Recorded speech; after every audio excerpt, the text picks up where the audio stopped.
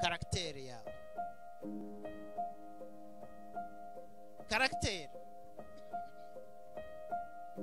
harimo iki? Muri karagita harimo nko guca bugufi, kumvira, harimo n'ibindi bita kutagira umujinya, kutagira amahane, kutavugavuga, iyo nayo ni karagita.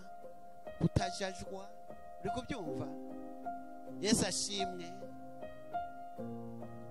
Hariho muri karagita harimo disipurine, ukavuga uti ibi ntabyo nkora kubera ndi umwana w'Imana, ibi ndabikora kuko ndi umwana w'Imana.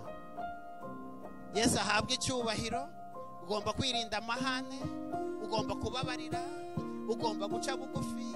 Karagita ugomba kumvira, karagita ugomba kugwa neza n'abantu, karagita ugomba kugira umutima mwiza, karagita ikaba nziza nk'ikaragita ya Jesus. Murebye muri karagita ya Jesus, ya Yesu, ukagira karagita nk'iya Yesu.